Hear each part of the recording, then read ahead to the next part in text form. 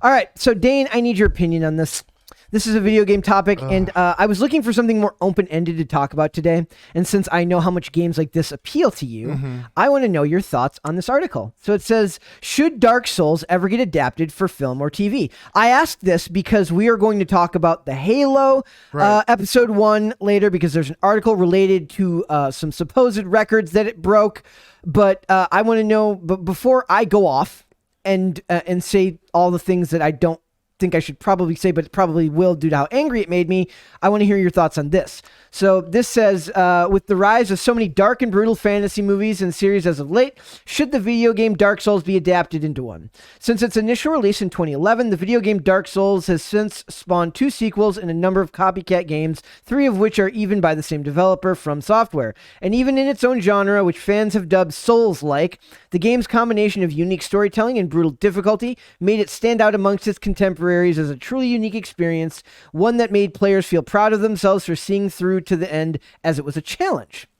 It says, with the rise of adaptations of video games such as Netflix's 2019 adaptation of The Witcher and their own 2017 adaptation of Castlevania, one can be forgiven for believing that adaptations of dark and brutal fantasy settings are on the rise right now, because the world of Dark Souls fits into the niche category perfectly, almost too perfectly. Right. One can also be forgiven for thinking that it's time we eventually come to that this will eventually come to be adapted. Do you think this would work?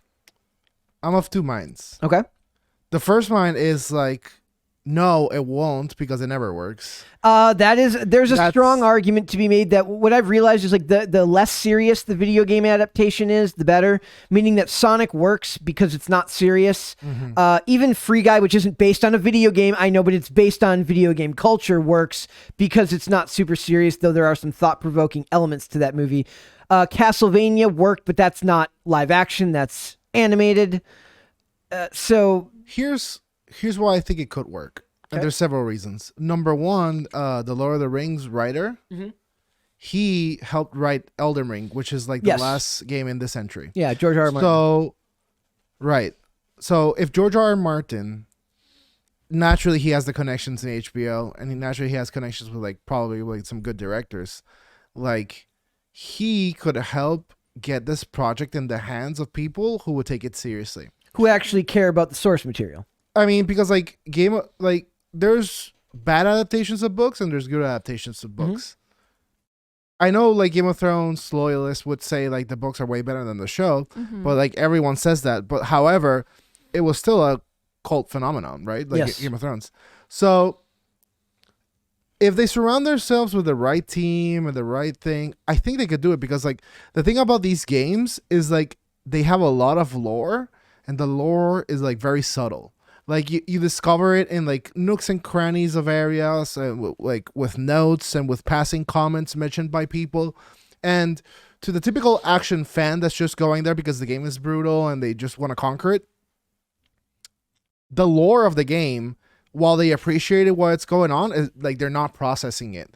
So this could be, you know, like the perfect medium to convey the lore, which I know like Souls fans love very much and like believe it's very rich. Yes.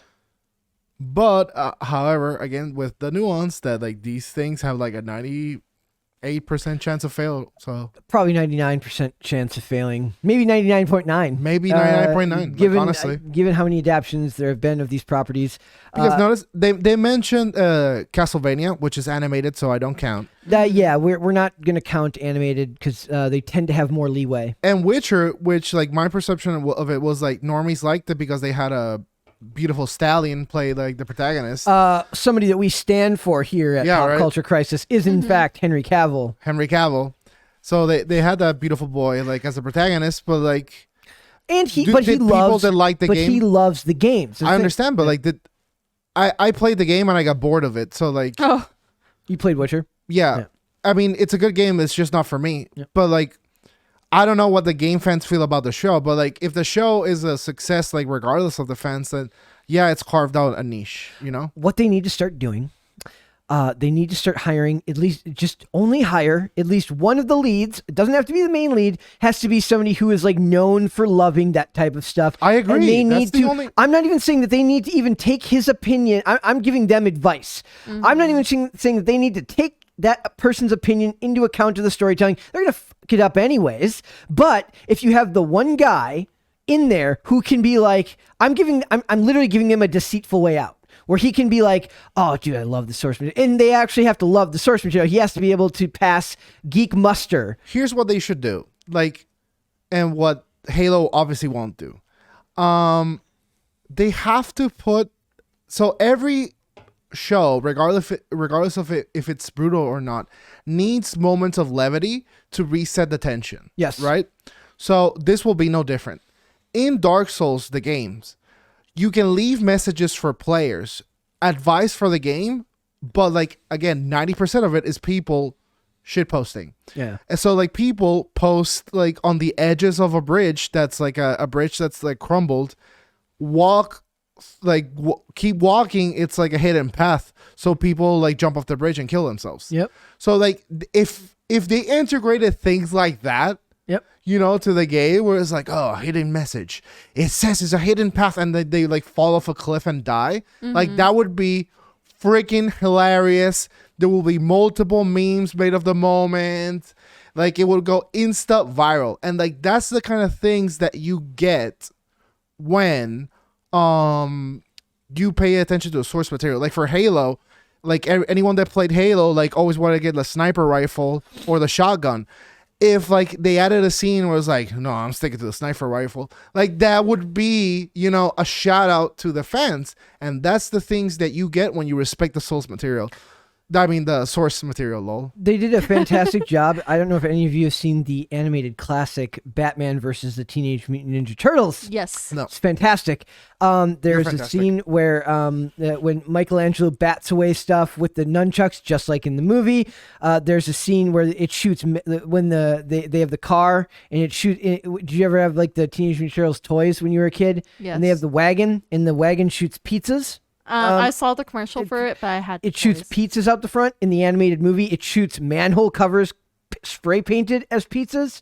Fantastic. Like all the callbacks to the original source material are in there. They're awesome. People love them. But it's good no matter what. It doesn't a person who watches it would just look cool, but a person who has also watched the previous stuff would get the reference, right? But they don't need to have seen it, and that's a very hard balance to strike. It's like a little treat for you, you Yes. know, if you actually watch it, and it's like, I feel rewarded for watching this movie. Yes.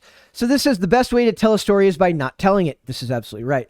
As we stated, the Dark Souls series is a very unique method of storytelling that would not lend itself to any adaptations. It would not lend itself well to any adaptations. The easiest way to explain it is that the game tells you its story by not telling it. The way this game is set up, the player character is more or less a nobody in a grim, dark fantasy world reaching the end of its lifespan. All attempts to save have utterly failed. And those who have tried to have either exiled themselves or have gone completely mad. As a result, the world has more or less already ended, with the player and the other characters they meet being participants in the last-ditch attempt to save the world, where all other attempts have failed. You can tell so many great stories there that aren't that don't require a whole lot of dialogue, or over-the-top dialogue, and it seems like it's very fresh in the way it could be done. Is this something that is this the method that you think would be the way to go? I think the way to go is, so the thing about this game is that how the game, the selling point is the brutalness, which they can do, but the difficulty, and I don't know. Yeah, how do you convey? How do they convey that? So it would have to be likely, if they're doing it in episodes, it would literally have to be one of those things where he struggles through. It's going to have to be fast-paced, building to a crescendo like at the end of each episode. People have to die, like on the rate of Game of Thrones. Like people, like the character has to get brutalized. Like, yep. So there would be a lot of work that would have to go into making the secondary characters feel important enough that you care when they die, but not so important that it stops, that it slows the pace of the storytelling. And also, like, so you play your character, and your character is like very customizable. Like, some people are samurais, some people are knights, some people are wizards. Is like, and this like protagonist like has to fit like everyone, and everyone's like unique desires as they were. I mean, I don't know. Maybe it's too, it's too difficult of a wish list to ask. Then you for keep it as anyone. more of a blank slate, right? But like, ultimately you're gonna make some decisions. Yes. So that I think that would be very hard to find a middle ground there. But I think that, to be honest, if I'm looking at it from a 3,000-foot view, overt, heavy brutality would probably make up for a lot of poor storytelling for most people. Violence attracts a lot of people, and people like they find that interesting enough. Where if it's halfway decent storytelling, conveys a level of difficulty that the protagonist has to achieve, and brutal gore and violence, and they could potentially make something that's fairly well received. But and also like something they have to convey about the game is like surprises. Like any door you walk through, there could be someone behind the door like waiting to kill you. Like I'm telling, like this that's game. done through the music. Then you do that through good musical cues and shots that are specific to that type of storytelling. So it is possible. Like, yes. like we're talking about it right now. We're like philosophizing about it.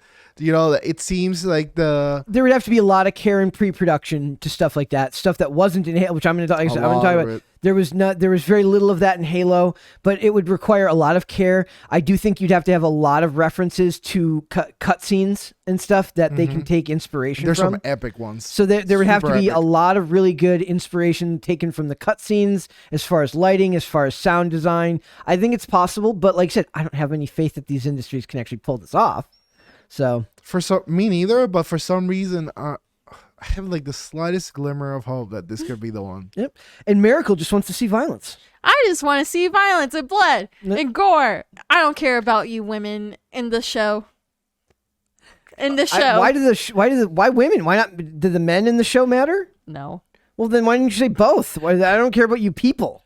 Well, because they're trying to make it into a whole thing where it's about women. No. Yeah, that's why I said I don't care about you women. Okay, well, Miracle's on a roll today, guys. Miracle's on a roll today. I'm just on a hating roll. There we go. She's apparently on a hating roll today. It is a Monday after all. It is. It is. I do hate Mondays. All right. Well, Mondays hate you. That's true. I do come in Monday mornings really early. She was here very early today. Yeah. Yes.